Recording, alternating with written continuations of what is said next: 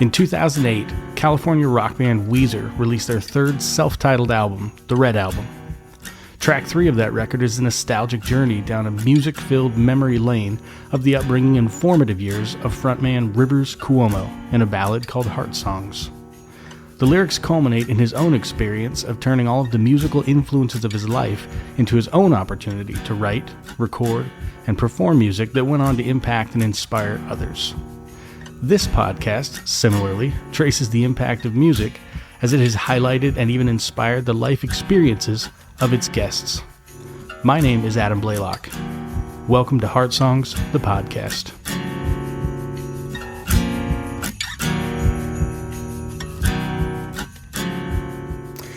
This week on Heart Songs, the podcast, please enjoy TA-80 of the Arizona punk band TA-80.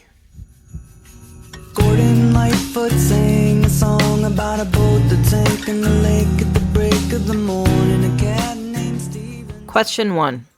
The first song I remember getting obsessed over was Fishin' in the Dark by the Nitty Gritty Dirt Band. You and me going fishing in the dark, lying on our backs and counting the stars where the cool grass grows. Down by the river in the full moonlight, we'll be falling in love in the middle of the night, just moving slow. Staying the whole night through, it feels so good to be with you. I remember the feeling in my chest of my heart beating in time with the music when I'd listen to the opening guitar part. I'd get sucked in by the singer's drawl as he described a place that looked like where I grew up. We didn't actually own a copy of the song, so I was at the mercy of the radio, but I do clearly remember sitting in the passenger seat of my mom's Toyota Corolla, the warm Michigan sun streaming into the open window, the smell of fresh-cut grass and lilacs, and this amazing song playing, and it just captivated me. These are the songs I keep singing. Quiet Riot got me started with the banging of my head. Iron Maiden, Judas Priest, and Slayer taught me. Question 2. This is tough because I feel like the more appropriate answer would be something in the punk genre since that's what I'm most associated with. But for me, I've always been the most influenced by 60s rock and pop, maybe 80s pop. The song It's All Too Much by the Beatles is my forever jam.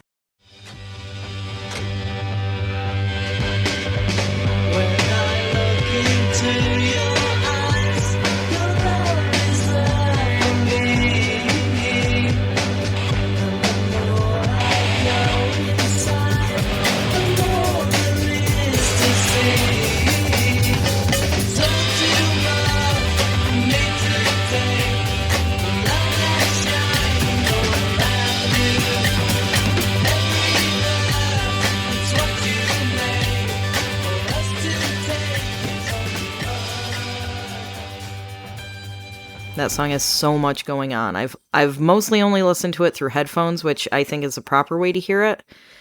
The bit of talking you hear right before the opening squall of the guitar, the thumping bass, the bombastic horn section, the song that has everything. It is everything. And I love the line, all the world is birthday cake, so take a piece, but not too much. These are the songs I keep singing. Back in 1991, I wasn't having any fun till my roommate said, come on and put a brand new record on. Had a baby on. Third question. When I was 15, I fell hopelessly in love with a guy who was definitely keeping me at arm's length. I would regularly feel defeated and hopeless, like many 15-year-olds, and one of those times that guy gave me a copy of Punk Rock Confidential by the Queers. He told me to especially listen to the song The Sun Always Shines Around You. If I could turn the hands of time back into friends of mine, I'd chase away those clouds of gray, and things would be just fine. 'Cause the sun always shines till I am, and the sun always shines till I am. Yeah, the sun always shines till I am.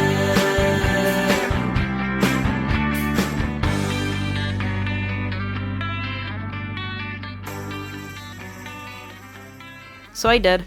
I took the CD home, I went upstairs in my bedroom, the room I stole from my brother when he went away to college because I had a better stereo. Sorry, Johns. And I put on the album. I sat on my bed, smoking cigarettes and staring at the patterns of the knotty pine while I listened to one of the best punk rock albums ever made. I especially listened to The Sun Always Shines Around You, and it was great. Absolutely beautiful song. That day, I had thought that maybe, just maybe, this guy did like me if he shared such beautiful music with me, so I decided to hang on a little longer. We did eventually get together, and the best part is we get to make music together still. So thanks for the music, Jamin.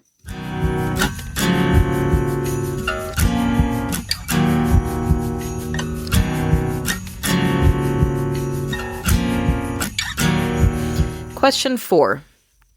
You know, for years, the band was really met with a deafening indifference. It's okay, we're still finding our way, but on the most recent album, we have a song called Roller Rink Days that finally seems to have cracked that algorithm and people really responded to it.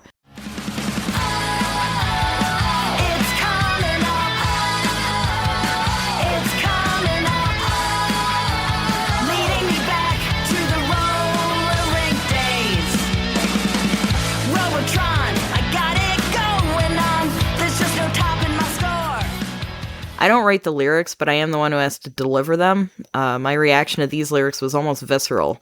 It immediately took me back to days spent at the roller rink, showing off with friends or holding hands with someone you had a crush on during a slow song, eating junk food, playing video games, black lights, day-glow carpet. I was instantly there. Much to my surprise, everyone who heard it had the same reaction, and it's great. I love hearing everyone's roller rink stories.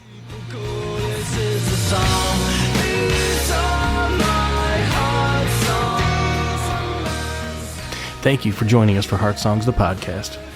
If you'd like to be considered to be a guest in a future episode, please email the podcast at heartsongsthepodcast@gmail.com. See you next time.